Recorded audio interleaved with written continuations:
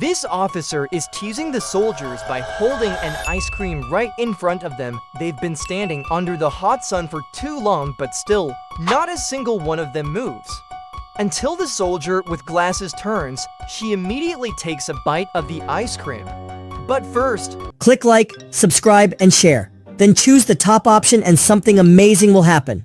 because even if she knows punishment is coming, she'd rather taste her favorite ice cream and enjoy that moment.